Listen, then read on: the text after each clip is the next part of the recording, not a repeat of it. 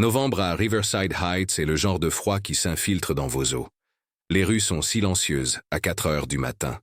La plupart des gens dorment, enveloppés dans des couvertures chaudes, ne rêvant de rien en particulier. Mais sur Maple Drive, quelque chose n'allait vraiment pas. Achiou. Exactement 04h12, un appel est arrivé au centre de répartition des urgences. L'opératrice, une femme nommée Sandra Mills, qui faisait ce travail depuis 15 ans, a entendu une petite voix à l'autre bout du fil. « Ma maman ne se réveille pas. » Sandra s'est penchée en avant, le cœur déjà serré. La voix était minuscule. Un enfant. Peut-être 5 ou 6 ans. « Ma chérie, comment tu t'appelles ?»« Emma. »« D'accord, Emma.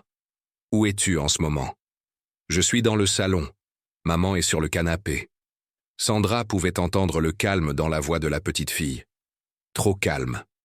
Les enfants paniquent généralement quand quelque chose ne va pas. Ils pleurent, ils crient. Mais cette petite fille semblait distante. « Est-ce que ta maman respire, Emma ?» Une pause. « Je ne crois pas. Elle est vraiment froide. » Sandra a immédiatement envoyé l'agent Daniel Crane. Il n'était qu'à 3 à pâté de maison, terminant une patrouille de routine. Quand il a reçu l'appel, il n'a pas hésité. Il a roulé vite, ses lumières coupant les rues sombres comme des lames. Quand l'agent Crane est arrivé au 428 Maple Drive, la porte d'entrée était déverrouillée. Il l'a poussée lentement, sa main posée sur sa ceinture par habitude. « Police, il y a quelqu'un ici ?»« Je suis là. » La voix venait du salon. L'agent Crane est entré et s'est figé. Une femme gisait immobile sur le canapé. Sa peau était pâle, ses lèvres teintées de bleu. Elle était morte depuis des heures, et assise par terre à côté d'elle, les jambes croisées, se trouvait une petite fille aux cheveux bruns tirés en une queue de cheval désordonnée. Emma Hartley. Elle a levé les yeux vers l'agent Crane avec de grands yeux qui ne clignaient pas. Il y avait quelque chose d'étalé sur ses mains, quelque chose de sombre. Il apprendrait plus tard que c'était un mélange de solutions de nettoyage et d'autres choses. « Est-ce que ça va, ma chérie ?» L'agent Crane s'est agenouillé lentement, essayant de ne pas l'effrayer. Emma a hoché la tête. Elle ne pleurait pas, elle ne criait pas. Elle le fixait simplement avec cette expression vide. « Qu'est-ce qui s'est passé ici, Emma ?»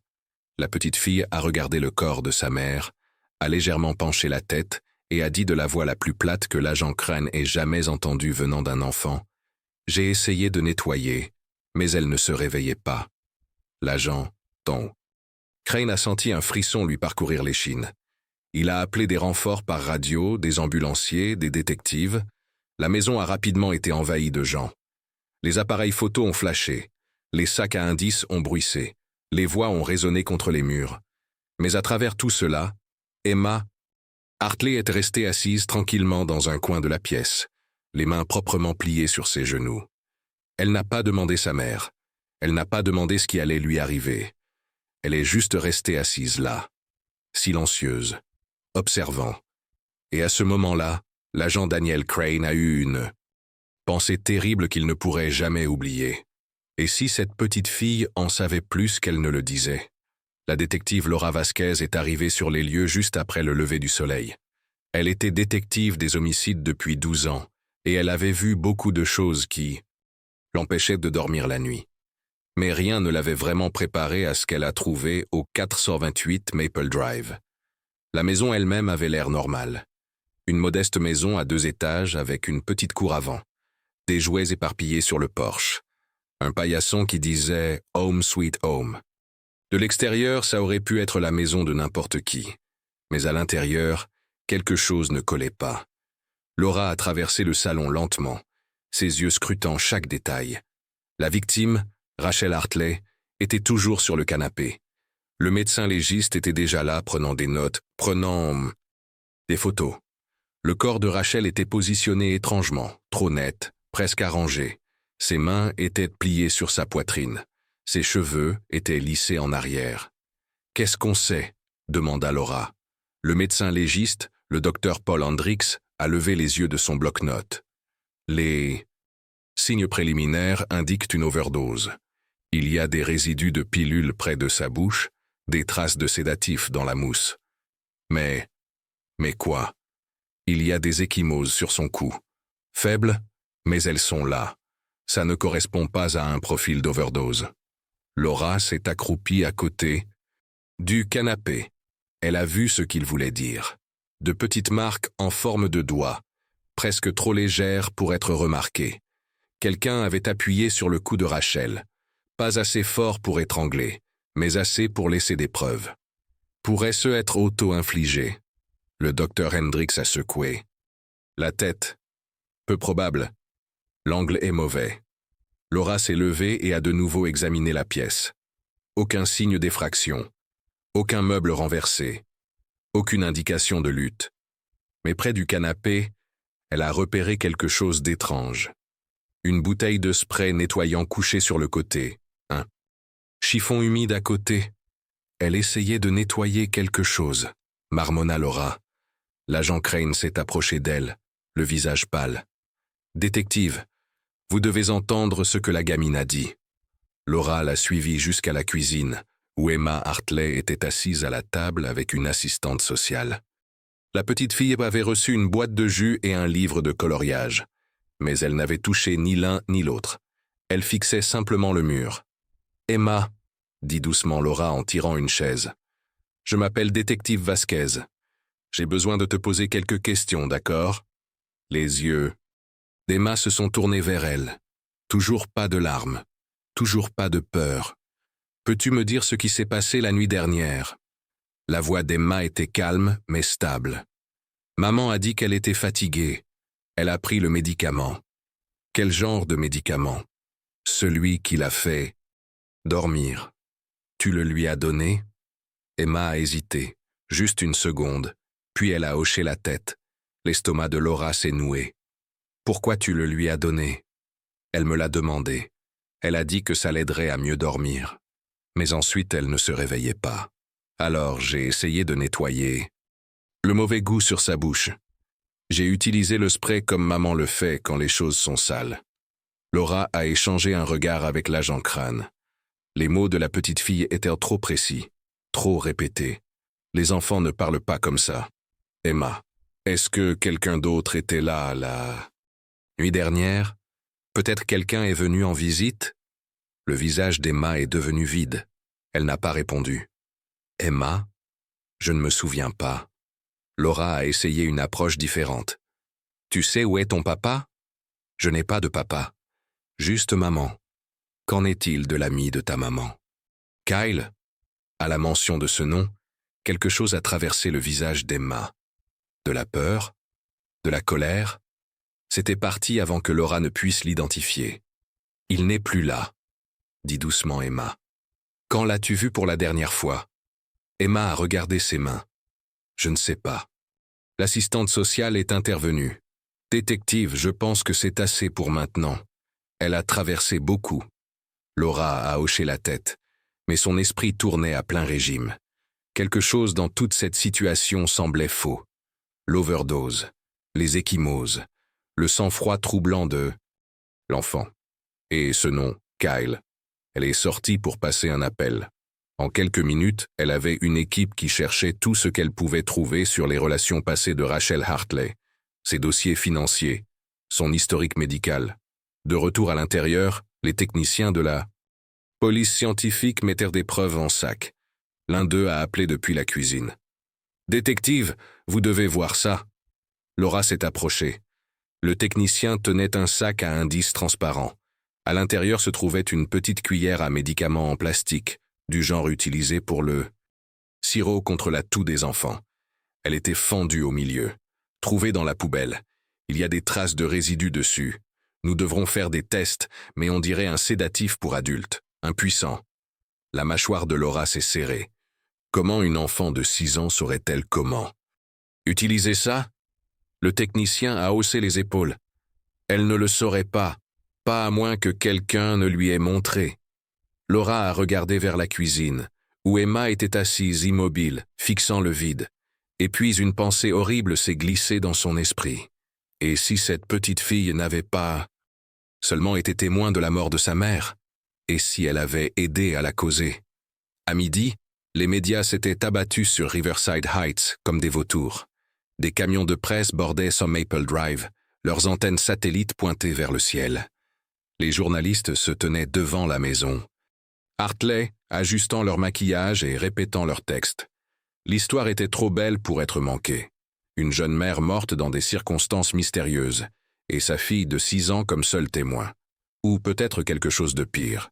La détective Laura Vasquez regardait depuis l'intérieur de la maison, alors que le cirque se déroulait dehors. Elle détestait cette partie. Le spectacle, les rumeurs, la façon dont les gens transformaient la tragédie en divertissement. « Détective, vous allez vouloir entendre ça. » L'agent Crane lui a fait signe de venir sur le porche avant, où une voisine se tordait nerveusement les mains. La femme semblait avoir la cinquantaine, avec des cheveux grisonnants et des yeux inquiets. « Voici Madame Patricia Hollis, » dit Crane. « Elle habite 2 maisons plus loin. » Laura a sorti son carnet. « Madame Hollis, connaissiez-vous Rachel Hartley? »« Pas bien, » admit Patricia. « On se faisait signe, on se disait bonjour. Elle semblait gentille, calme. Elle restait surtout pour elle. Avez-vous remarqué quelque chose d'inhabituel la nuit dernière? Des voitures? Des visiteurs? » Patricia a secoué la tête. « Non, rien comme ça, mais... » Elle a hésité. « Mais quoi? » « Eh bien, j'ai entendu des cris. Vers minuit, peut-être un peu après, ça m'a réveillé. J'ai pensé appeler quelqu'un, mais ensuite ça s'est arrêté. Alors je me suis juste rendormi. Pouviez-vous comprendre ce qu'il disait? Non, juste des voix élevées. Un homme et une femme, je pense. Le pouls de Laura s'est accéléré. Un homme? Vous êtes sûr? Je pense, mais je ne peux pas en être certaine. Laura l'a remercié et est passée au voisin suivant, un homme plus jeune qui faisait du jogging devant la maison tous les matins. Il a dit qu'il avait vu Rachel plusieurs fois, toujours l'air fatigué, comme si elle n'avait pas dormi depuis des jours, a-t-il dit. Puis est venue l'interview qui a tout changé. Monica Brennan, la sœur aînée de Rachel, est arrivée sur les lieux vers 14 heures. Elle était grande, avec des traits marqués et des cernes sous les yeux. Elle avait l'air d'avoir pleuré pendant des heures. Laura l'a rencontrée dans l'allée. « Je suis vraiment désolée pour votre perte », dit doucement Laura. Monica a hoché la tête, tamponnant ses yeux avec un mouchoir. « Je n'arrive pas à croire qu'elle soit partie. Je n'arrive pas à y croire. Quand avez-vous parlé à votre sœur pour la dernière fois? » « Il y a 3 jours. Elle m'a appelé. Elle a dit qu'elle se sentait dépassée. Rachel avait du mal, vous savez. Mère célibataire, travaillant 2 emplois. C'était dur. A-t-elle mentionné quelque chose d'inhabituel? Quelqu'un qui l'embêtait? L'expression de Monica s'est assombrie. Elle a mentionné Kyle. Kyle Denison? Oui, son ex. Il était pas une bonne personne, détective. Rachel a essayé de s'éloigner de lui, mais il continuait à se pointer. Il l'appelait tard le soir, il se pointait à son travail. Elle était terrifiée par lui. A-t-elle déposé une ordonnance restrictive? Elle a essayé, mais elle a été rejetée. Pas assez de preuves, ont-ils dit. La voix de Monica est devenue amère. Le système l'a laissé tomber. Laura a noté de retrouver tout ce qu'il avait sur Kyle Denison. Et Emma? Demanda prudemment Laura. Comment était la relation de Rachel avec sa fille? Monica a hésité. Juste un moment. Rachel aimait Emma. Mais Emma était une enfant difficile. Elle disait des choses étranges, inventait des histoires. Rachel s'inquiétait pour elle parfois. Quel genre d'histoire? Monica avait l'air mal à l'aise. Elle disait aux gens que sa mère lui faisait du mal, ou que quelqu'un vivait dans les murs. Rachel l'a emmenée voir un thérapeute, mais ils ont dit que ce n'était qu'une imagination débordante. Laura a senti un nœud froid se former dans son estomac. Emma a-t-elle déjà dit quelque chose à propos de Kyle? Le visage de Monica est devenu pâle. Elle a dit qu'elle ne l'aimait pas, qu'il lui faisait faire des choses qu'elle ne voulait pas faire. Quel genre de choses? Je ne sais pas. Rachel n'est jamais entrée dans les détails. Elle a juste dit qu'Emma ne se sentait pas en sécurité autour de lui. Laura a remercié Monica et l'a renvoyée chez elle.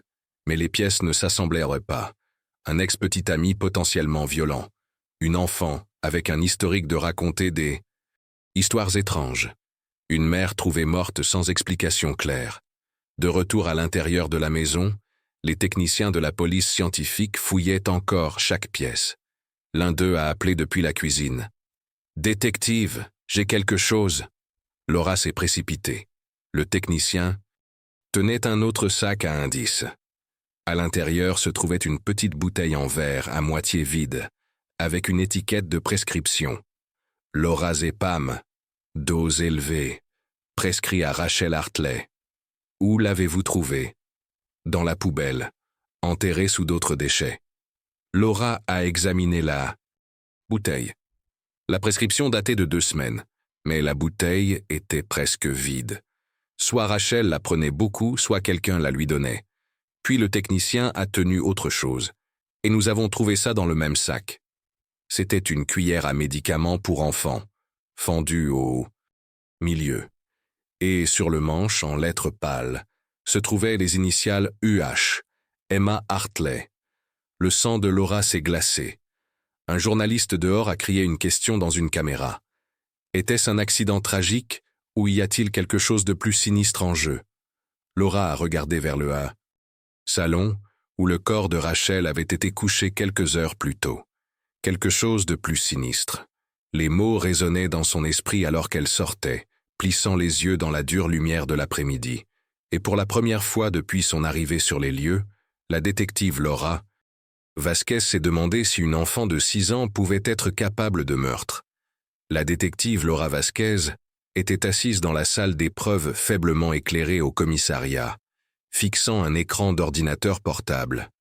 Elle était là depuis 2 heures, regardant des vidéos domestiques récupérées de l'ordinateur de Rachel Hartley. Les premières étaient assez innocentes. Fête d'anniversaire, matin de Noël, Emma ouvrant des cadeaux, son visage rayonnant de joie, Rachel riant en arrière-plan, sa voix chaleureuse et pleine d'amour. Mais alors que Laura continuait à regarder, quelque chose a changé.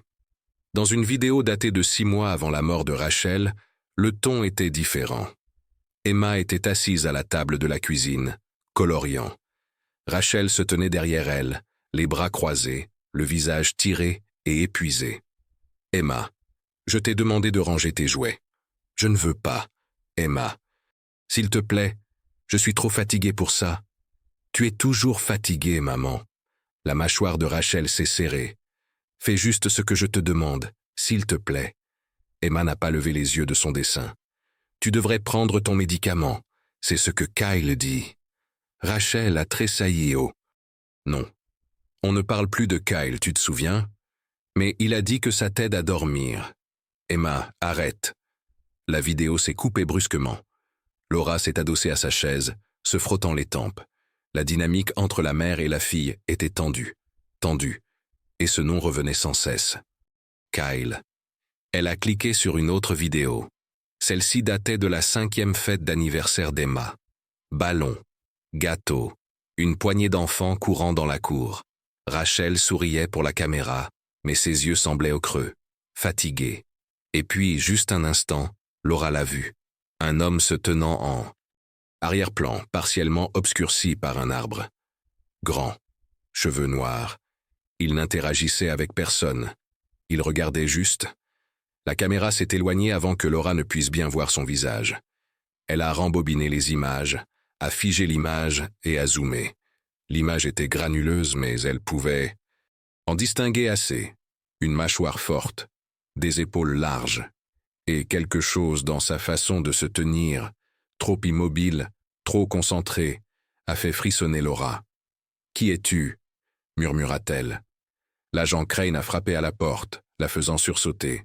« Détective, on a quelque chose. » Laura l'a suivi jusqu'à la salle de conférence où une psychologue pour enfants nommée Dr. Iris Feldman attendait. Elle avait la 60aine, avec des yeux gentils et un comportement calme. Étalés sur la table devant elle se trouvaient des dizaines de dessins, Tous faits par Emma Hartley. Ceux-ci m'ont été donnés par l'école d'Emma, expliqua le docteur Feldman. Son institutrice pensait que certains d'entre eux étaient préoccupants. Laura a pris le premier dessin. Il montrait une famille en bonshommes bâtons, une femme, un enfant et un homme. La figure de l'homme était gribouillée avec un crayon noir, si lourdement que le papier s'était déchiré par endroits. « C'est assez agressif pour une enfant de 5 ans, » dit Laura. Le docteur Feldman a hoché la tête. Les enfants expriment souvent un traumatisme à travers l'art. Mais celui-ci, elle a glissé un autre dessin sur la table. Celui-ci est ce qui a vraiment attiré mon attention. Laura l'a fixé. Le dessin montrait une femme couchée par terre, ou peut-être un lit. C'était difficile à dire. Mais la femme n'était pas sur le lit. Elle était en dessous. Et debout au-dessus du lit, se trouvait une petite silhouette avec de grands yeux. « Qu'est-ce que ça signifie ?» demanda Laura. « Je ne sais pas, » admit le docteur Feldman. « Mais d'après mon expérience, les enfants qui dessinent des choses comme ça essaient soit de traiter quelque chose qu'ils ont vu, soit quelque chose qu'on leur a dit de cacher. » Laura a senti un frisson, lui, parcourir l'échine. « Vous pensez que quelqu'un l'a coaché ?» « C'est possible. Les enfants sont très suggestibles.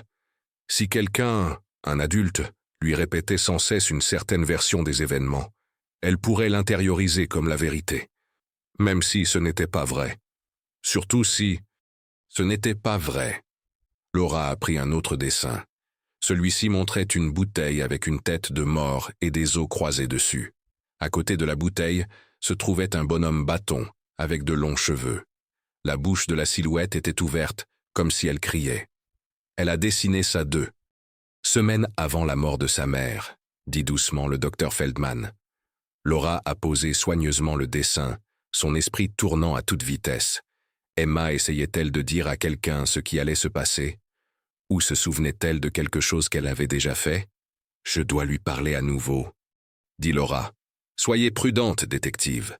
Les enfants comme Emma, qui ont vécu un traumatisme, peuvent se fermer s'ils se sentent menacés. Vous devez l'approcher avec douceur. » Laura a hoché la tête, mais ses instincts lui criaient. Quelque chose n'allait vraiment pas dans cette affaire. Plus elle en apprenait, moins ça avait de sens. Ce soir-là, Laura était assise dans sa voiture devant la famille d'accueil temporaire d'Emma. La petite fille avait été placée dans une famille de l'autre côté de la ville pendant que l'enquête se poursuivait. Laura avait demandé une autre interview, mais l'assistante sociale l'avait averti qu'Emma n'avait pas prononcé un mot depuis qu'elle avait quitté la scène du crime. Quand Laura s'est finalement assise avec Emma dans le salon de la maison d'accueil, la petite fille paraissait encore plus petite qu'avant. Elle était assise sur le bord du canapé, les mains pliées sur ses genoux, fixant le sol. « Bonjour, Emma. Tu te souviens de moi ?» Emma a hoché la tête mais n'a pas levé les yeux. « J'ai juste quelques questions de plus, d'accord ? Je veux comprendre ce qui est arrivé à ta maman. » Silence. « Emma, dans l'un de tes dessins, tu as montré ta maman sous le lit. Peux-tu me parler de ça ?» Les doigts d'Emma ont tressailli. « C'est là que vont les mauvais rêves. Les mauvais rêves. Maman a dit que si je mets les mauvais rêves sous le lit, ils ne peuvent pas m'attraper. » Laura s'est penchée prudemment en avant. « Tu faisais beaucoup de mauvais rêves ?» Emma a lentement hoché la tête. À propos de l'homme. Le pouls de Laura s'est accéléré. « Quel homme, Emma ?» Pour la première fois, Emma a levé les yeux. Ses yeux étaient grands et vitreux, comme si elle regardait quelque chose de très loin. « L'homme qui vient la nuit. C'est Kyle. » Le visage d'Emma est devenu vide. Comme avant, la porte s'est refermée. Je ne veux plus parler. Et comme ça, la petite fille s'est retirée en elle-même, laissant Laura avec plus de questions que de réponses. 3 mois après la mort de Rachel Hartley, l'affaire restait non résolue. Le bureau du procureur de district subissait des pressions pour prendre une décision. Inculper quelqu'un, clore l'affaire, donner des réponses au public. Mais il n'y avait pas de réponse facile. La détective Laura Vasquez était assise en face du procureur adjoint Stephen Marsh dans son bureau exigu du centre-ville. Des dossiers étaient empilés sur chaque surface, Des photos de scènes de crime épinglées sur un tableau de liège au mur. Nous n'avons pas assez, dit Steven en se frottant les yeux fatigués. Le rapport toxicologique confirme des niveaux létaux de lorazépam dans le bout. Système de Rachel, mais nous ne pouvons pas prouver comment c'est arrivé là. La cuillère à médicaments avait les initiales d'Emma dessus, lui rappela Laura. C'est circonstanciel au mieux. La défense argumenterait que Rachel l'a utilisée elle-même, ou que quelqu'un d'autre l'a placée là. Et Kyle Denison, il a disparu depuis 2 jours après la mort de Rachel. Ce n'est pas suspect pour vous. Steven a soupiré. Bien sûr que c'est suspect, mais nous ne pouvons pas le trouver. Aucune activité de carte de crédit, aucun relevé téléphonique, aucune observation. C'est comme s'il s'était évaporé. Laura a frappé du poing sur le bureau. Alors on continue de chercher. Avec quelles ressources? Le département est déjà étiré au maximum. Et le public veut des réponses maintenant, pas dans 6 mois. Alors qu'est-ce que vous dites? Steven a croisé son regard. Je dis qu'on pourrait devoir envisager d'inculper Emma. Laura a eu l'impression de recevoir un coup de poing dans l'estomac. Elle a 6 ans. Je sais, mais les preuves la désignent. Elle était seule dans la maison. Elle avait accès aux médicaments. Elle a admis l'avoir donné à sa mère. C'est une enfant. Quelqu'un aurait pu la manipuler, la coacher. Peut-être. Mais à moins que nous puissions le prouver, nous sommes coincés. Laura s'est levée brusquement. Je n'abandonne pas cette affaire. Je ne vous demande pas de le faire. Mais nous avons besoin de plus que des théories. Détective, nous avons besoin de preuves. 2 semaines plus tard, Laura a eu une percée. Elle revoyait les dossiers de l'affaire pour la 100e fois quand l'agent Crane a frappé à la porte de son bureau. Il avait l'air excité. « Détective, vous vous souvenez de ce babyphone de la chambre d'Emma ?» Laura a hoché la tête. Le moniteur avait été collecté comme preuve mais n'avait pas semblé important à l'époque. Nous l'avons envoyé au labo technique pour voir s'il y avait des données stockées. La plupart des moniteurs modernes ont une mémoire interne. Et devinez quoi? Celui-ci a enregistré de l'audio de la nuit où Rachel est morte. Laura était debout instantanément. Laissez-moi l'entendre. Ils sont descendus au labo technique, où un spécialiste nommé Marcus avait le fichier audio en attente sur son ordinateur. Ce n'est pas une qualité géniale, avertit Marcus. Il y a beaucoup de parasites, mais il y a définitivement quelque chose ici. Il a appuyé sur play. Au début, Laura n'a entendu que du bruit blanc. Puis, faiblement, une voix de femme. « S'il vous plaît, je ne veux pas. » C'était Rachel. Elle semblait groggy, désorientée, puis une autre voix, une autre, plus profonde, une voix d'homme. « Prends le juste, ça t'aidera à dormir. Je ne peux pas. Tu dois te reposer. Tu es épuisée. Emma a besoin que tu sois forte. » Il y a eu une longue pause. Puis le son de liquide converse, un verre qui teinte. « Bien. Maintenant, allonge-toi. » Plus de parasites. Puis, à 02h44 selon l'horodatage, il y a eu un grand crash. Le son de quelque chose de lourd qui tombe au sol. Et puis une voix, en colère, agressive, criant quelque chose que Laura ne pouvait pas tout à fait comprendre. « Qu'est-ce qu'il dit ?» demanda-t-elle. Marcus a ajusté. Les niveaux audio l'a rejoué, plus lentement cette fois. « Reste, tranquille. » Le sang de Laura s'est glacé. « Il y avait quelqu'un d'autre dans cette maison, » murmura-t-elle. Marcus a hoché la tête. Et qui que ce soit, Rachel le connaissait. Laura a immédiatement demandé un mandat pour ramener Emma pour interrogatoire. Mais cette fois, il y avait une complication. Emma avait maintenant un avocat commis d'office, une avocate de la défense tranchante et sans détour nommée Margaret Finch. Elle avait la quarantaine, avec des cheveux gris courts et une réputation de protection des clients vulnérables à tout prix. Margaret a rencontré Laura à la porte de la salle d'interrogatoire, les bras croisés. « Ma cliente a 6 ans, détective. Elle a traversé l'enfer. Je ne vous laisserai pas la traumatiser davantage. » Je n'essaie pas de la traumatiser. J'essaie de découvrir qui a tué. Sa mère. Alors peut-être devriez-vous chercher l'homme sur cet enregistrement au lieu d'interroger une enfant. Laura a serré les dents. Je le cherche, mais Emma pourrait savoir qui il est. Margaret a hésité, puis s'est écartée. 5 minutes, et je suis dans la pièce avec vous. Emma était assise à la petite table, ses jambes se balançant sous la chaise. Elle avait l'air encore plus maigre qu'avant, des cernes sous les yeux. Elle n'a pas levé les yeux quand Laura est entrée. « Salut, Emma. J'ai besoin de te demander quelque chose de très important. » Emma n'a rien dit. « Nous avons trouvé un enregistrement. De la nuit où ta maman est morte. Il y avait une voix d'homme dessus. Tu sais qui était cet homme? » Les mains d'Emma se sont serrées en poing. « Emma? C'était Kyle ?» La respiration de la petite fille s'est accélérée. Ses yeux ont regardé vers la porte. « Emma, s'il te plaît, si tu me dis qui était là, je peux t'aider. » Et puis, d'une voix si calme que Laura l'a presque ratée, Emma a murmuré. « Il a dit que s'il le disait, il reviendrait. » Margaret s'est immédiatement levée. « Ça suffit. Cette interview est terminée. » Mais Laura s'est penchée plus. Près, sa voix douce. « Qui a dit ça, Emma? Qui t'a dit de ne pas le dire ?» Emma a finalement levé les yeux. Des larmes coulaient sur son visage. L'homme qui connaît tous les secrets. La salle d'audience était bondée. Il avait fallu 6 mois pour arriver à ce point. 6 mois de bataille. Juridique, d'évaluation psychologique et d'indignation publique. L'affaire avait divisé la ville. Certains croyaient qu'Emma était une victime innocente. D'autres étaient convaincus qu'elle était un monstre se cachant derrière le visage d'un enfant. Maintenant, enfin, elle allait témoigner. Lassie. Juge Richard Callahan avait décidé qu'Emma pouvait témoigner lors d'une session à huis clos. Seul le personnel essentiel serait présent, avocat, juge, jury et une psychologue pour enfants pour surveiller l'état émotionnel d'Emma.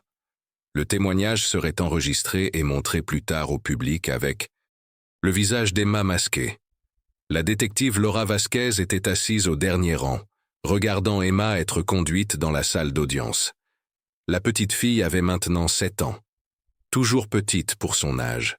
Elle portait une simple robe bleue et des chaussures blanches. Ses cheveux avaient été coupés courts. Elle avait l'air terrifiée. Margaret Finch, son avocate, marchait à côté d'elle, murmurant des encouragements. Elles ont atteint la barre des témoins, et Emma a prêté serment. Sa voix était à peine audible quand elle a promis de dire la vérité. Le procureur adjoint Stephen Marsh s'est approché lentement.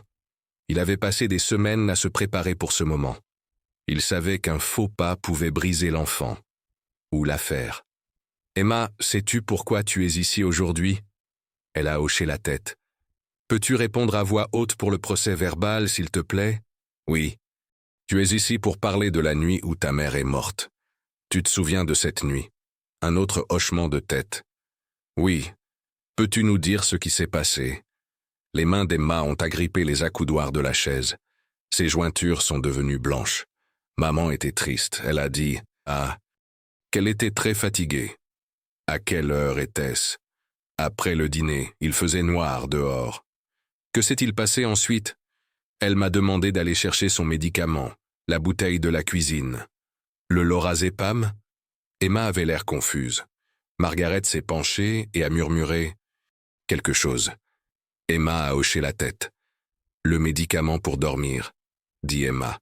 « Et tu l'as pris pour elle? »« Oui. » « Qu'est-ce qu'elle en a fait ?» La voix d'Emma est tombée à un murmure. Elle l'a mis dans la cuillère. « La cuillère à médicament, celle avec tes initiales? »« Oui. » Stephen a marqué une pause, laissant cela pénétrer chez le jury. « Emma, ta mère a-t-elle pris le médicament elle-même, ou est-ce que quelqu'un l'a aidée ?» Les yeux d'Emma se sont remplis de larmes. « Je l'ai aidée. » Un murmure a parcouru la salle d'audience. Le juge Callahan a frappé son marteau. « À l'ordre. » Stephen a continué, son ton doux mais ferme. « Tu l'as aidé à prendre le médicament.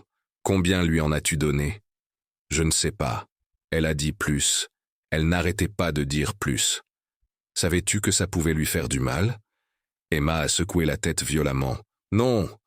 Je pensais que ça l'aiderait à dormir. Elle a dit que ça ferait partir les mauvaises pensées. Quelles mauvaises pensées?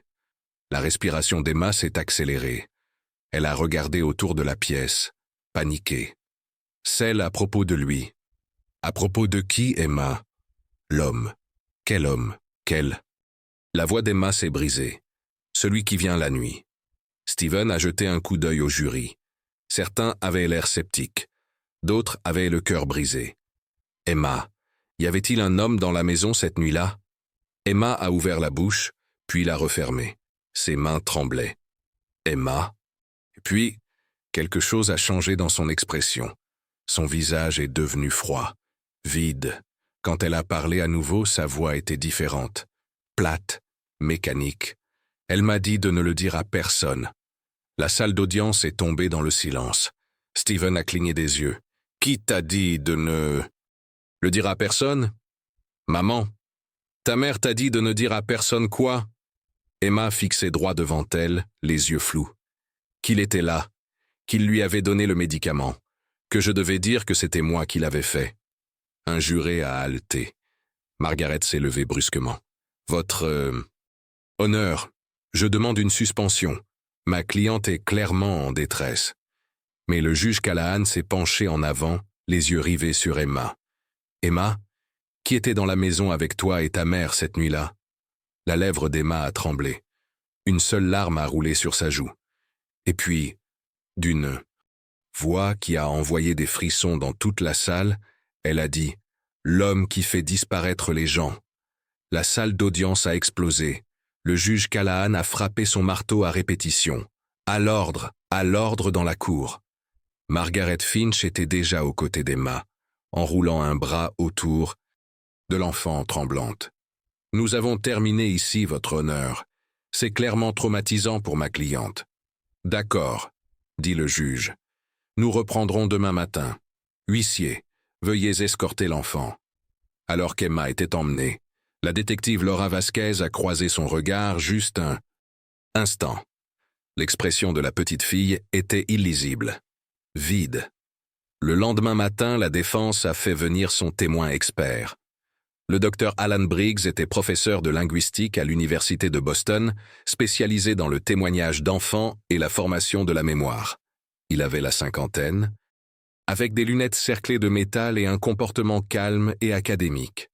Margaret Finch se tenait devant le jury, sa voix claire et forte.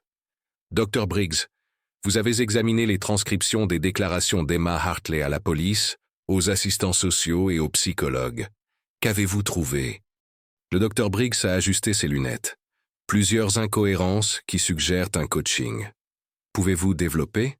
Certainement. Les enfants de l'âge d'Emma, 6 ans au moment de l'incident, utilisent généralement des structures de phrases simples. Sujet, verbe, complément.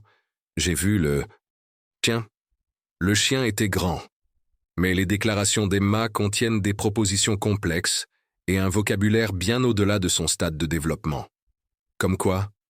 Dans une interview, elle a dit « J'essayais de soulager sa souffrance ». Ce n'est pas un langage qu'une enfant de 6 ans utiliserait naturellement. Quelqu'un lui a appris ces mots. Un murmure a parcouru la salle d'audience. « Dr Briggs, à votre avis professionnel, est-il possible qu'Emma ait été coachée pour donner des réponses spécifiques? Non seulement possible, probable. Les enfants sont très sensibles à la suggestion, surtout quand ils ont peur ou essaient de plaire à une figure d'autorité. » Stephen Marsh s'est levé pour le contre-interrogatoire, la mâchoire serrée. « Dr Briggs, n'est-il pas aussi possible qu'Emma soit simplement intelligente pour son âge? L'intelligence n'explique pas les schémas linguistiques que j'ai observés. Il ne s'agit pas d'être intelligente. Il s'agit de comportements appris. Mais vous ne pouvez pas prouver que quelqu'un l'a coachée, n'est-ce pas? Pas directement, mais les preuves le suggèrent fortement. » Stephen est retourné à son siège, frustré. Le jury avait l'air confus, divisé. Puis Margaret a joué son atout. « Votre honneur. La défense aimerait appeler Todd Denison à la barre. » La tête de Laura s'est relevée brusquement. Todd Denison, le frère de Kyle. Un homme d'une trentaine d'années s'est traîné jusqu'à la barre des témoins. Il était émacié, avec des cheveux graisseux et des yeux injectés de sang. Il avait l'air de vivre dans la rue depuis des mois. Margaret l'a approché prudemment. « Monsieur Denison, quelle est votre relation avec Kyle Denison ?»« C'est mon frère. »« Quand l'avez-vous vu pour la dernière fois ?» Todd s'est déplacé mal à l'aise. « Environ une semaine après la mort de cette femme. »« Rachel Hartley ?»« Ouais, elle. »« Et qu'est-ce que votre frère vous a dit ?»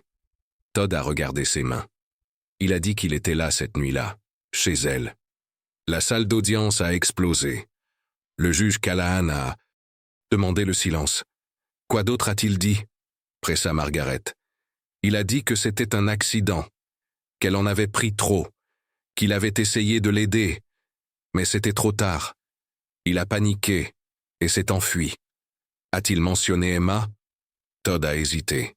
Il a dit que la gamine avait tout vu, qu'elle avait peur, il lui avait dit de garder le silence. Steven était debout. « Objection, c'est du oui-dire. Votre honneur, contra Margaret. Cela va directement à la question de qui était présent lors du crime. Le témoignage de M. Denison établit que quelqu'un d'autre qu'Emma avait à la fois le mobile et l'opportunité. » Le juge Callahan a froncé les sourcils. « J'accepte, mais soyez prudente, maître Finch. » Le contre-interrogatoire de Stephen Marsh a été brutal. « Monsieur Denison, vous avez 3 condamnations antérieures pour possession de substances. Contrôlées, n'est-ce pas? Ouais. Et vous êtes entré et sorti de cure de désintoxication pendant la dernière décennie? Et alors? Alors comment ce jury peut-il faire confiance à ce que vous dites? Vous pourriez mentir pour protéger votre frère. » Le visage de Todd a rougi. « Je ne m'en passe. Kyle m'a appelé cette nuit-là, paniqué. Il a dit qu'il avait foiré grave. Mais vous n'êtes pas allé voir la police? J'avais peur. Kyle, ce n'est pas quelqu'un qu'on contrarie. Ou peut-être que vous inventez tout ça parce que votre frère vous a offert de l'argent pour détourner l'attention d'une enfant de 6 ans. « Objection !» cria Margaret. « Retirez !» dit Steven en souriant. Mais le mal était fait. Todd Denison n'était pas fiable. Son témoignage, bien qu'accablant, était fragile au mieux. Alors que la cour s'ajournait pour la journée, Laura se tenait. Dans le couloir, l'esprit en effervescence. Kyle Denison était là cette nuit-là. Elle en était sûre maintenant. Mais le prouver et le trouver était une autre affaire. Pendant que le procès s'éternisait, la détective Laura Vasquez a continué à creuser dans le passé de Rachel Hartley. Elle ne pouvait pas se défaire du sentiment qu'il y avait plus dans cette histoire, quelque chose caché sous la surface. Elle a commencé par le travail de Rachel. Rachel avait travaillé comme assistante administrative dans une entreprise de fourniture médicale du centre-ville. Sa superviseure, une femme, nommée Denise York, a accepté de rencontrer Laura dans un café. Rachel était une bonne travailleuse, dit Denise en remuant son café distraitement. Calme, toujours à l'heure. Mais ces derniers mois, elle semblait différente. Différente comment? Distraite, nerveuse. Elle sursautait si quelqu'un s'approchait d'elle par derrière, et elle a commencé à recevoir beaucoup d'appels personnels. Elle sortait, parlait en chuchotant, puis revenait l'air pâle. A-t-elle jamais mentionné pourquoi? Denise a secoué la tête. J'ai demandé une fois. Elle a juste dit qu'elle gérait des problèmes personnels. Je n'ai pas insisté. Laura prenait des notes. A-t-elle jamais mentionné quelqu'un nommé Kyle? L'expression de Denise s'est assombrie. Une fois, elle a dit qu'elle essayait de s'éloigner de lui, mais qu'il ne la laissait pas tranquille. Elle semblait terrifiée. L'avez-vous déjà vu? Non, mais un jour je l'ai vue dans le parking en train de se disputer avec quelqu'un au téléphone. Elle pleurait. Quand elle a raccroché, elle m'a regardé droit dans les yeux et a dit « Si quelque chose m'arrive, ce ne sera pas un accident. » Laura a senti un frisson. Quand était-ce? 2 semaines avant sa mort. De retour au commissariat, Laura a demandé l'accès aux comptes e-mail de Rachel. La plupart des messages étaient banals. Correspondance professionnelle, confirmation d'achat en ligne. Mais ensuite, elle a trouvé quelque chose enfoui dans un dossier marqué « brouillon ». Les messages n'avaient jamais été envoyés. Ils étaient datés sur plusieurs mois, tous adressés à la même personne, une assistante sociale nommée Linda Chen. Laura les a lus un par un. Il s'aggrave. Il se pointe à l'école d'Emma. Il m'appelle au travail, je ne sais pas quoi faire. J'ai essayé d'obtenir une ordonnance restrictive, mais ils ont dit que je n'avais pas assez de preuves. Combien de preuves me faut-il? J'ai peur pour ma fille. Emma fait des cauchemars. Elle se réveille en criant. Elle dit que l'homme est dans sa chambre. Je vérifie chaque soir. Il n'y a personne, mais je ne pense pas qu'elle ment. Et puis, le dernier, daté d'une semaine avant la mort de Rachel. Il a menacé de faire croire que je me suis fait du mal. Il a dit que personne ne me croirait. Il sait comment manipuler les gens. Il l'a déjà fait. S'il vous plaît, si vous lisez ceci, aidez-nous. Aidez Emma. Laura s'est adossée, le cœur battant. Rachel prévoyait de demander de l'aide, mais elle n'avait jamais envoyé les emails. Pourquoi? Elle a appelé Linda Chen, l'assistante sociale. La femme avait la soixantaine, avec une voix gentille mais lasse. Je n'ai jamais eu de nouvelles de Rachel Hartley, dit Linda. Si ça avait été le cas, j'aurais ouvert un dossier immédiatement. Savez-vous pourquoi elle aurait pu rédiger ces emails mais ne jamais les envoyer? Linda a soupiré. La peur, probablement. Les femmes en situation d'abus se remettent souvent en question. Elles craignent d'aggraver les choses, ou que personne ne les croit. Laura l'a remerciée et a raccroché. Puis elle s'est tournée vers le dernier élément de preuve, le journal personnel de Rachel. Il avait été trouvé coincé derrière un tiroir dans la chambre de Rachel, négligé lors de la recherche initiale. Le journal était vieux, les pages jaunies et usées. La plupart des entrées étaient banales. Liste de courses, rappels, réflexions sur la maternité. Mais les dernières pages étaient différentes. L'écriture était tremblante, presque frénétique. Je ne peux plus faire confiance à mon propre esprit. Il est dans ma tête. Il sait exactement quoi dire pour me faire douter de moi-même. Je pense que je deviens folle. Emma me regarde, toujours me regarder. Je ne sais pas ce qu'elle voit. Je ne sais pas ce qu'il lui a dit. Je dois la protéger. Mais comment? Puis-je la protéger quand je ne peux même pas me protéger moi-même? Et puis, sur la toute dernière page, la même phrase écrite encore et encore avec une écriture de plus en plus erratique, elle doit être protégée de moi. Elle doit être protégée de moi. Elle doit être protégée de moi. Laura a fermé le journal, les mains tremblantes. Rachel Hartley n'était pas suicidaire. Elle était terrifiée. Terrifiée de Kyle. Terrifiée de ce qu'il pourrait faire à Emma. Et peut-être, juste peut-être, terrifiée de ce qu'il l'avait déjà convaincue qu'elle était capable de faire. Laura s'est levée et a attrapé son manteau. Elle devait trouver Kyle Denison. Et elle devait le trouver maintenant. Parce que plus elle en apprenait sur Rachel Hartley, plus elle était certaine. Ce n'était pas un suicide. Et ce n'était pas un accident. C'était un meurtre. Le docteur Nora Klein était psychologue légale depuis 23 ans. Elle avait interrogé des meurtriers, des pédophiles et des escrocs. Mais Emma Hartley la troublait d'une manière qu'elle ne pouvait pas vraiment expliquer. Le tribunal avait ordonné une série de sessions supervisées pour évaluer l'état mental d'Emma et la fiabilité de son témoignage.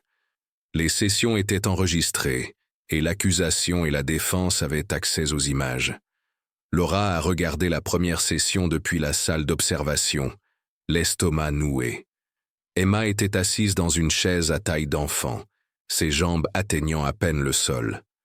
Le docteur Klein était assise en face d'elle avec un sourire doux. « Emma, sais-tu pourquoi nous parlons aujourd'hui ?» Emma a hoché la tête. « Pour parler de maman. » « C'est exact. Je veux comprendre ce dont tu te souviens de la nuit où elle est morte. Peux-tu me dire ce dont tu te souviens ?» Les yeux d'Emma se sont dirigés vers le coin de la pièce. « C'est difficile de se souvenir. C'est d'accord. Dis-moi juste ce que tu peux. » Maman était triste. Elle était toujours triste. Elle a dit que le médicament l'aidait à se reposer. Le médicament pour dormir? Emma a hoché la tête. Mais cette nuit-là, elle en a pris trop. Comment sais-tu qu'elle en a pris trop? Emma a hésité. Parce qu'elle ne se réveillait pas. Est-ce que quelqu'un lui a donné le médicament? Les mains d'Emma se sont refermées en poing. Je ne veux pas parler de lui. De qui, Emma? L'homme, le docteur Klein. C'est légèrement penché en avant. Quel homme? Celui qui connaît tous les secrets. Peux-tu me dire son nom? Emma a secoué la tête violemment. Je ne suis pas censé le dire. Pourquoi pas? Parce qu'il a dit que des choses mauvaises arriveraient. Quel genre de choses? Mauvaises? La voix d'Emma est tombée à un murmure. Il a dit que maman ne reviendrait jamais, et que ce serait ma faute. Le docteur Klein a pris des notes. Emma, je veux que tu dessines quelque chose pour moi. Peux-tu dessiner ce qui s'est passé cette nuit-là? Emma a reçu du papier et des crayons. Elle a dessiné lentement, soigneusement. Quand elle a fini, elle a glissé l'image sur la table. Le docteur Klein l'a étudiée. Le dessin montrait une femme couchée sur un canapé. Debout à côté d'elle se trouvait une grande silhouette sans visage. Et dans le coin de la pièce, une petite silhouette, vraisemblablement Emma, observant. Mais il y avait autre chose. Quelque chose qui a glacé le sang du docteur Klein. Dans la main d'Emma, elle avait dessiné une bouteille. Et sortant de la bouteille, se trouvait un nuage sombre qui couvrait le visage de la femme. « Emma, qu'est-ce que c'est ?» Le docteur. Klein a pointé le nuage. « C'est ce que maman a avalé. » Le médicament? Emma a secoué la tête. « Les secrets. » Le docteur Klein a froncé les sourcils. « Je ne comprends pas. Que veux-tu dire par secret ?» Emma a levé les yeux grands et vitreux. « Maman a avalé les secrets pour que... personne ne sache. » Sache quoi? À propos de lui. À propos de ce qu'il a fait. Dans la salle d'observation, Laura a senti un frisson lui parcourir l'échine. Les sessions ont continué pendant les 3 semaines suivantes. Chacune révélait plus, mais approfondissait aussi la confusion. Dans une session, Emma a décrit l'homme comme grand avec des yeux sombres. Dans une autre, elle a dit qu'il sentait la fumée. Mais quand le docteur Klein insistait pour plus de détails, son nom, sa relation avec Rachel, Emma se fermait complètement. Les enregistrements ont été montrés au tribunal. Le jury regardait en silence. Certains voyaient une enfant traumatisée luttant pour traiter un événement inimaginable. D'autres voyaient une menteuse manipulatrice qui avait été coachée à la perfection. Une jurée, une femme d'une 50aine d'années, a été vue en train d'essuyer des larmes de ses yeux. Un autre, un homme d'une 30aine d'années, était assis les bras croisés, l'expression sceptique. Après que la dernière session ait été montrée, Stephen Marsh a appelé un témoin expert, le docteur Philip Morse, un psychiatre pour enfants de New York. « Docteur Morse, vous avez examiné toutes les sessions du docteur Klein avec Emma Hartley. Quelle est votre opinion professionnelle ?» Le docteur Morse a ajusté ses lunettes. Emma présente des signes de dissociation sévères. C'est courant chez les enfants qui ont vécu un traumatisme. Ils créent des récits alternatifs pour faire face à des événements qu'ils ne peuvent pas complètement traiter. Alors, vous croyez qu'elle ment? Pas mentir exactement, mais ses souvenirs ne sont pas fiables. Elle peut vraiment croire ce qu'elle dit, même si ce n'est pas factuellement exact. Margaret Finch s'est levée pour le contre-interrogatoire. Docteur Morse, n'est-il pas aussi possible qu'Emma dise la vérité, mais d'une manière qu'un enfant l'exprimerait? C'est possible, mais peu probable. Pourquoi peu probable? Parce que ses descriptions sont incohérentes. Dans une session, elle dit que l'homme était là. Dans une autre, elle dit qu'elle était seule. Ces contradictions suggèrent une fabrication. Ou, contre Margaret, elles suggèrent une enfant qui est terrifiée et confuse, essayant de donner un sens à quelque chose qu'elle ne comprend pas. Le docteur Morse n'a pas répondu. Après la fin de la session, Laura a rencontré le docteur Klein dans son bureau. « Que pensez-vous vraiment ?» demanda Laura. « Est-ce qu'elle ment ?» Le docteur Klein s'est adossé à sa chaise, épuisé. « Je ne pense pas qu'elle mente, mais je ne pense pas qu'elle dise toute la vérité non plus. » Qu'est-ce que ça signifie? Ça signifie que quelqu'un lui a appris quoi dire et quoi ne pas dire. Elle protège quelqu'un ou elle a peur de quelqu'un, peut-être les deux. Laura a serré les poings. Nous devons trouver Kyle Denison. Trouvez-le, dit doucement le docteur Klein. Parce que cette petite fille porte un fardeau qu'aucun enfant ne devrait avoir à porter. Et si nous n'arrivons pas à la vérité bientôt, elle le portera pour le reste de sa vie. Le procès était devenu un cirque médiatique. Tous les grands médias le couvraient.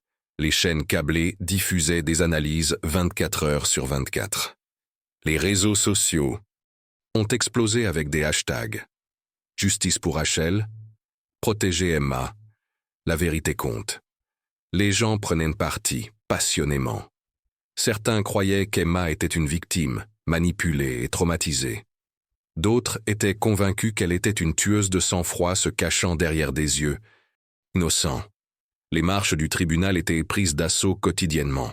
Des manifestants tenaient des pancartes. Les appareils photos flashaient. Les journalistes criaient des questions à tous ceux qui passaient. Et au milieu de tout cela, se trouvait un homme nommé Jack Torrance. Jack était un documentariste de Portland. Il s'était fait un nom en couvrant des affaires de condamnation injustifiées, des histoires où le système avait échoué, où des innocents avaient été détruits par des jugements précipités et l'hystérie publique. Il suivait l'affaire Emma Hartley depuis le début. Quelque chose ne lui semblait pas juste. Il assistait à chaque jour du procès, assis au dernier rang, prenant des notes, enregistrant des observations. Il regardait les visages du jury. Il étudiait les stratégies des avocats. Il remarquait des choses que d'autres manquaient, comme la façon dont la tante d'Emma, Monica Brennan, s'asseyait dans la galerie chaque jour, son expression illisible, comme la façon dont le procureur semblait hésiter avant de poser certaines questions, comme les incohérences dans la chronologie dont personne ne parlait. Jack avait demandé des entrevues avec tous les impliqués. La plupart ont refusé. Mais il était patient. Il savait qu'éventuellement quelqu'un parlerait. Puis, 3 jours avant les plaidoiries finales, quelque chose s'est produit qui a tout changé. Une vidéo a fait surface en ligne. Elle avait été enregistrée sur un téléphone portable par un employé du tribunal qui était au mauvais endroit au bon moment. La vidéo montrait Emma dans une salle d'attente avant son témoignage, assise avec sa tante Monica. L'audio était étouffé, mais assez clair. Monica s'est penchée près d'Emma, sa voix basse. « Souviens-toi de ce qu'on a pratiqué, Emma. Chérie, tu dis exactement ce dont on a parlé. Rien de plus. » Emma a hoché la tête, le visage vide. « S'ils demandent à propos de cette nuit-là, qu'est-ce que tu dis ? » « J'ai donné le médicament à maman. Bonne fille. Et s'ils demandent si quelqu'un d'autre était là ? » Emma a hésité. « Je dis que je ne me souviens pas. » « Parfait. Tu te débrouilles si bien, Emma. Ta maman serait fière. » La vidéo s'est coupée. En quelques heures, elle avait été vue des millions de fois. La section des commentaires a explosé. « Elle est coachée. Ça prouve qu'elle est innocente. Quelqu'un manipule cette pauvre enfant. » Le dossier de l'accusation a commencé à s'effondrer. Stephen Marsh a convoqué une réunion d'urgence avec son équipe. « Nous devons répondre à ça immédiatement. »« Comment ?» demanda son assistant. « La vidéo parle d'elle-même. Nous argumentons que Monica essayait juste d'aider Emma à se sentir à l'aise, qu'elle ne la coachait pas pour mentir. Vous croyez vraiment ça ?» Stephen n'a pas répondu. Au tribunal le lendemain, Margaret Finch a diffusé la vidéo pour le jury. Puis elle a appelé Monica Brennan à la barre. Monica avait l'air pâle, nerveuse. « Mademoiselle Brennan, pouvez-vous expliquer ce que nous venons de regarder ?» La voix de Monica tremblait. « J'essayais d'aider Emma à se souvenir. Elle avait tellement peur. Je ne voulais pas qu'elle se fige à la barre. » « Alors vous lui avez dit quoi dire ?»« Non, je lui ai rappelé ce qui s'était passé. Il y a une différence. »« Y en a-t-il » La voix de Margaret était tranchante. « Parce qu'on dirait que vous coachiez une enfant traumatisée à donner un témoignage qui soutiendrait un récit spécifique. Je la protégeais. De quoi, les bois ?» Les yeux de Monica se sont remplis de larmes. Des gens qui ne comprendraient pas, d'un système qui la détruirait. Ou est-ce que vous protégiez quelqu'un d'autre ? Monica a baissé les yeux. Je ne sais pas ce que vous voulez dire. Mademoiselle Brennan, où est Kyle Denison? Le visage de... Monica est devenu blanc. Je ne sais pas. Vous êtes sa sœur, n'est-ce pas? La salle d'audience a explosé en chuchotements choqués. Margaret a attendu le silence, puis a continué. Vous avez changé votre nom de famille il y a des années, mais vous êtes la sœur aînée de Kyle Denison, ce qui signifie que vous aviez un intérêt direct à ce qu'il ne soit pas impliqué dans la mort de Rachel. Les mains de Monica tremblaient. Je n'ai pas... Vous avez coaché Emma pour qu'elle prenne le blâme, pour qu'elle dise qu'elle avait donné le médicament à Rachel, pour protéger votre frère. Non. Où est-il, mademoiselle Brennan? Monica s'est effondrée. Des larmes coulaient sur son visage. Je ne sais pas, je le jure, je ne sais pas. Il m'a appelé 2 jours après la mort de Rachel. Il a dit qu'il avait besoin d'aide. Il a dit que les choses avaient échappé à tout contrôle. Je lui ai dit de fuir. Je lui ai dit de disparaître. Le juge a frappé son marteau. À l'ordre. Mais le mal était fait. Stephen Marsh était assis figé à la table de l'accusation, son dossier se désintégrant sous ses yeux. Laura regardait depuis la galerie, le cœur battant. Il était proche, si proche de la vérité. Mais Kyle Denison était toujours là-bas, quelque part, et jusqu'à ce qu'il le trouve, Emma ne serait jamais libre. Le procès a été suspendu pendant 2 semaines, pendant que les enquêteurs s'efforçaient de localiser Kyle Denison. Son visage était placardé sur toutes les chaînes d'information. Une chasse à l'homme national était en cours. Mais Kyle avait disparu. La détective Laura Vasquez travaillait jour et nuit, suivant chaque piste. Relevés téléphoniques, transactions par carte de crédit, associés connus. Tout aboutissait à une impasse. C'était comme s'il n'avait jamais existé. Puis, par un mardi matin froid, Laura a reçu un appel de l'agent Crane. « Détective, vous devez venir au commissariat. Nous avons quelqu'un qui veut parler. » Quand Laura est arrivée, elle a trouvé une femme âgée assise dans la salle d'interrogatoire. Elle était petite et frêle, avec des cheveux argentés et des yeux vifs et intelligents. « Voici Madame Ethel Carver, » dit Crane. « Elle habite sur Maple Drive, 2 maisons plus bas de la résidence Hartley. » Laura s'est assise en face de la femme. « Madame Carver, merci d'être venue. Je comprends que vous avez des informations sur la nuit où Rachel Hartley est morte ?» Madame Carver a lentement hoché la tête. « J'ai fait une déclaration ce matin-là, à l'un de vos agents, mais personne ne m'a jamais recontacté. » Laura a sorti son carnet. « Que leur avez-vous dit ?» Je leur ai parlé de la voiture. « Quelle voiture ?» La berline sombre. Elle était garée devant la maison de Rachel cette nuit-là. Je l'ai vue quand je me suis levé pour aller aux toilettes. Il était environ 3 heures du matin. Le pouls de Laura s'est accéléré. Pouvez-vous la décrire? C'était un modèle récent, bleu, foncé ou noir. Je ne pouvais pas voir grand-chose dans la lumière du lampadaire, mais le moteur tournait. Je me souviens avoir pensé que c'était étrange. Qui reste assis dans sa voiture avec le moteur qui tourne aussi longtemps? Combien de temps est-elle restée là? Au moins 1 heure. Peut-être plus. Quand je me suis relevé vers 4h30, elle était partie. Laura s'est penchée en avant. « Madame Carver, avez-vous vu quelqu'un monter ou descendre de la voiture? » « Non. Les vitres étaient teintées, mais j'ai vu la plaque d'immatriculation. » « Vous avez vu la... plaque? » « Une partie. L'arrière était couvert de boue, mais j'ai pu distinguer les 3 premières lettres. Ça commençait par KDN. Le cœur de Laura s'est emballé. KDN, Kyle Denison. « Madame Carver, pourquoi n'avez-vous pas mentionné cela pendant le procès? » La vieille femme a baissé les yeux vers ses mains. « Parce que personne ne me l'a demandé. Après avoir fait ma déclaration initiale, personne ne m'a jamais recontacté. J'ai supposé que ce n'était pas important. Mais ensuite j'ai vu toute la couverture médiatique et j'ai réalisé peut-être que c'était important après tout. » Laura a immédiatement lancé une alerte pour tout véhicule immatriculé avec ces lettres. En quelques heures, ils avaient une correspondance. Une berline bleu foncé avait été louée auprès d'une agence à 50 km de Riverside Heights. Le contrat de location était sous un faux nom, Marcus Brennan. Mais la carte de crédit utilisée pour le payer avait été déclarée volée 2 semaines avant la mort de Rachel. La voiture avait été rendue 3 jours après la mort de Rachel, nettoyée méticuleusement. Mais la police scientifique a trouvé quelque chose dans le coffre, un seul follicule.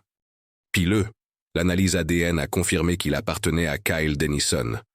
Laura se tenait dans la salle d'épreuve, fixant le rapport. Il le tenait. Enfin, ils avaient une preuve physique reliant Kyle à la scène, mais ils n'avaient toujours pas Kyle lui-même. Elle a consulté les images des caméras de circulation de la nuit de la mort de Rachel. Il a fallu des heures pour examiner les vidéos granuleuses, mais finalement, elle l'a trouvé.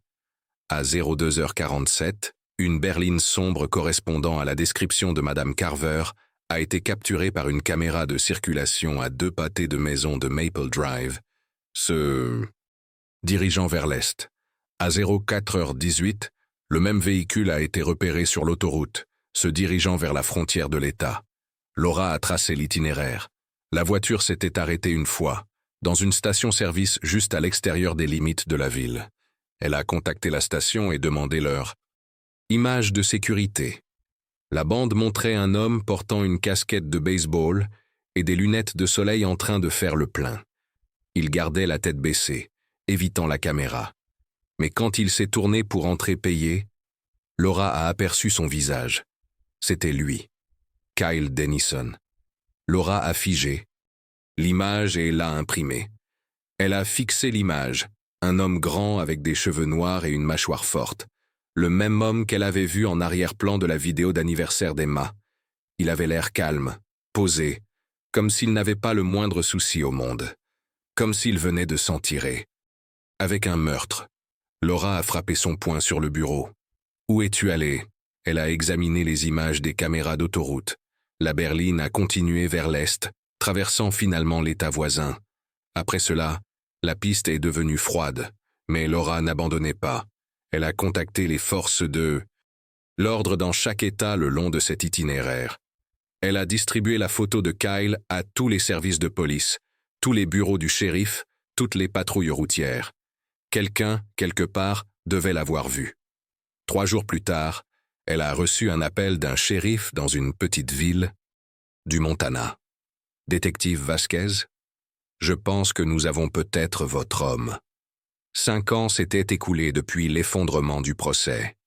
Emma Hartley, maintenant âgée de 12 ans, vivait sous un nouveau nom dans un nouvel État.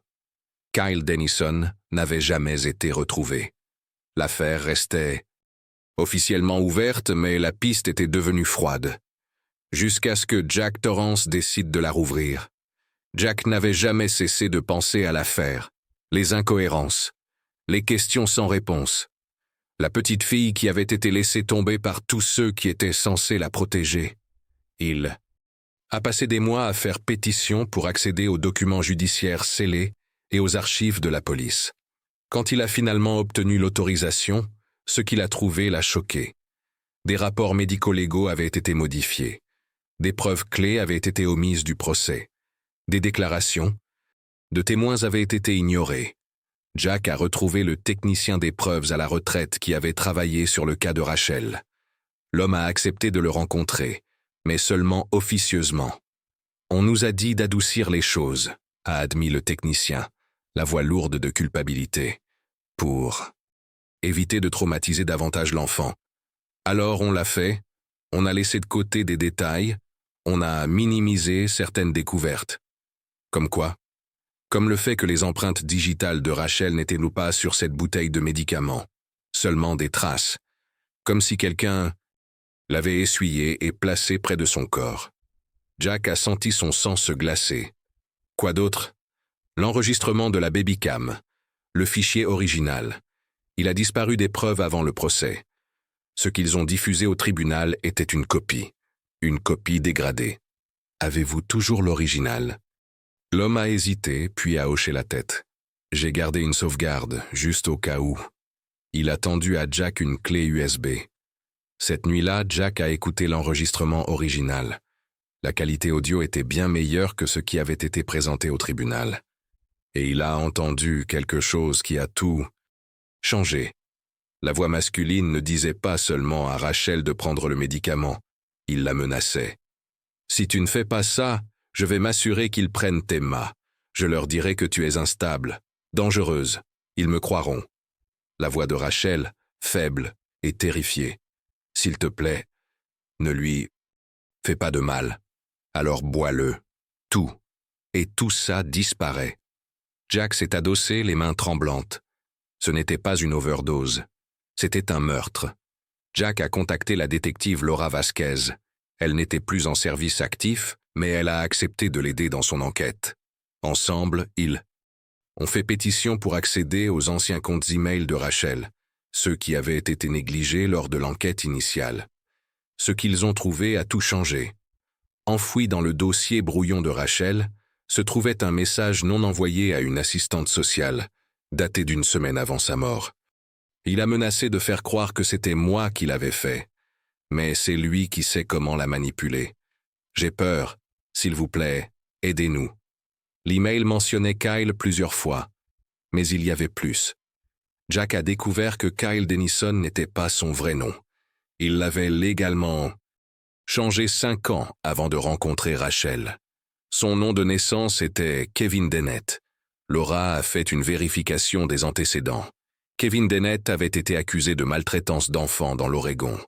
L'affaire avait été abandonnée par manque de preuves, mais les accusations étaient crédibles. Il avait changé d'identité et déménagé à Riverside Heights, où il avait rencontré Rachel. Il a déjà fait ça, dit doucement Laura. C'est un prédateur, et il est toujours là-bas. Jack a commencé à contacter des gens du passé de Kyle. La plupart ont refusé de parler, mais une femme, une ex-petite amie, a accepté de parler anonymement. Il était charmant au début, dit-elle, mais ensuite il a commencé à tout contrôler. Ce que je portais, à qui je parlais. Il m'a isolé de mes amis. Vous a-t-il déjà menacé? Constamment. Il a dit que si je le quittais, il me détruirait. Il dirait aux gens que j'étais folle, que je faisais du mal à mon propre enfant. Aviez-vous un enfant? La voix de la femme s'est brisée. Oui, Kyle a convaincu les services sociaux que j'étais inapte. Ils ont pris ma fille. Au moment où j'ai prouvé qu'il avait menti, elle avait été adoptée. Je ne l'ai jamais revue. Jack s'est senti malade. Kyle Denison était un monstre, et il avait utilisé le même manuel avec Rachel. L'enquête s'est intensifiée. Jack et Laura ont découvert que Monica Brennan avait été au courant du passé de son frère depuis le début. Elle l'avait aidé à changer d'identité. Elle l'avait aidé à avoir accès à Emma. Et quand Rachel était morte, elle l'avait aidé à disparaître. Laura a retrouvé Monica dans un petit appartement au Nevada. Elle vivait sous un pseudonyme, travaillant comme serveuse. Quand Laura l'a confrontée, Monica s'est effondrée. Je ne savais pas qu'il allait la tuer, sanglota Monica. Je le jure, je ne le savais pas. Il m'a dit que c'était juste pour lui faire peur, la rendre docile. Mais vous l'avez aidé quand même. C'est mon frère. Je pensais pouvoir le contrôler. Mais j'avais tort. Où est-il maintenant? Monica a secoué la tête. Je ne sais pas. Il a cessé de me contacter il y a des années. Il a dit que c'était plus sûr comme ça. Laura a insisté. A-t-il dit quelque chose sur où il allait? Monica a hésité. Il a mentionné le Mexique une fois. Il a dit qu'il avait des amis là-bas. Des gens qui pourraient l'aider à recommencer. Laura a immédiatement contacté les autorités internationales. Pendant ce temps, le documentaire de Jack était presque terminé. Il avait compilé toutes les preuves, les rapports modifiés, l'enregistrement audio original, les emails, le témoignage des victimes de Kyle. La vérité voyait enfin le jour. Emma Hartley n'avait jamais été une meurtrière. Elle avait été une victime. Une enfant manipulée par un prédateur maître qui avait utilisé son innocence comme bouclier pendant qu'il détruisait sa mère. Le système avait failli à Rachel, et il avait failli à Emma. Mais maintenant, enfin, le monde connaîtrait la vérité. Le documentaire de Jack Torrance a été diffusé en première 6 mois plus tard. Il a été diffusé sur une grande plateforme de streaming et a été regardé par des millions de personnes. La réponse a été immédiate et écrasante. L'indignation publique a éclaté. Les gens exigeaient des réponses, exigeaient justice. L'affaire a été officiellement rouverte. De nouveaux mandats ont été émis pour l'arrestation de Kyle Denison. Et 2 semaines après la diffusion du documentaire, les autorités de Mexico ont appréhendé un homme correspondant à la description de Kyle. Il vivait sous une autre fausse identité, travaillant comme professeur d'anglais. Il a été extradé vers les États-Unis pour faire face à des accusations de meurtre au 1er degré. Le procès a été rapide. Les preuves étaient écrasantes. Le jury a délibéré pendant moins de 4 heures. Coupable. Kyle Denison a été condamné à la prison à perpétuité sans possibilité de libération conditionnelle. Monica Brennan a été accusée de complicité après les faits. Elle a reçu une peine de 10 ans. Et Emma? Emma avait maintenant 13 ans. Elle avait passé des années en thérapie, reconstruisant lentement sa vie. Jack a demandé une interview avec elle pour le segment final de son documentaire. Elle a accepté, à condition que son visage reste caché et sa nouvelle identité protégée. Ils se sont rencontrés dans une pièce tranquille.